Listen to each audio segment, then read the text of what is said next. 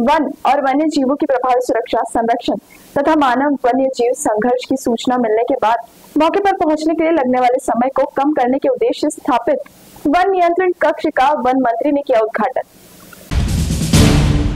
जिले में मानव वन्य जीव संघर्ष को रोकने चंद्रपुर वन मंडल के अंतर्गत वन और वन्य जीवों की प्रभावी सुरक्षा, संरक्षण तथा मानव वन्य जीव संघर्ष की सूचना मिलने पर तुरंत मौके पर पहुंचने के लिए प्रतिक्रिया समय को कम करने के उद्देश्य से चंद्रपुर में एक सुसज्जित वन नियंत्रण कक्ष स्थापित किया गया है, जो कि राज्य का पहला नियंत्रण कक्ष है। इस नियंत्रण कक्ष और साइबर सेल का उद्घाटन गुरुवार को राज्य के वन मंत्री गणेश नाइक ने किया। वन मंत्री ने कहा कि वन नियंत्रण कक्ष के जरिए वन संबंधी घटनाओं, बाघों और तेंदुओं को हमले, आग लगने की घटनाओं आदि की जानकारी मिलने के बाद सभी व्यवस्थाएं सक्रिय हो जाएंगी। चंद्रपुर में इस प्रयोग की सफलता के बाद राज्य के अन्य संवेदनशील क्षेत्रों और हर मंडल में नियंत्रण कक्ष स्थापित किए जाएंगे। इस समय विधायक देवराव भोंगले, अपर मुख्य सचिव वन मिलिंद महेश्कर, प्रधान मुख्य वन संरक्षक तथा वन बल प्रमुख शोभिता विश्वास, प्रधान मुख्य वन संरक्षक वन्य जीव एम श्रीनिवास राव, चंद्रपुर के मुख्य वन संरक्षक डॉक्टर जितेंद्र रामगांवकर, जिलाधिकारी विनय गौड़ा, ताड़ोबा अंधारी व्याघ्र प्रकल्प के संचालक प्रभुनाथ शुक्ला, उप वन संरक्षक कुशाग्र पाठक, आनंद रेड्डी, श्वेता बोड्डू आदि उपस्थित थे। पुलिस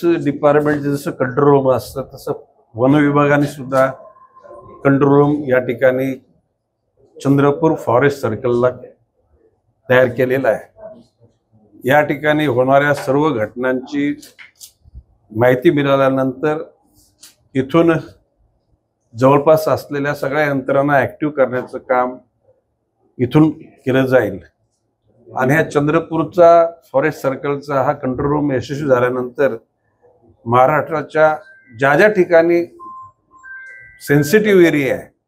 म्हणजे वाघांचे हल्ले, बिबट्यांचे हल्ले, आगी लागण्याचं प्रमाण किंवा लाकूड तोडून नेणारे प्रमाण, या सर्व नियंत्रण करण्यासाठी याचा वापर निश्चित होईल आणि भविष्यकाळामध्ये प्रत्येक सर्कलला अशा प्रकारचं कंट्रोल रूम निर्माण आम्ही निश्चितपणे करू।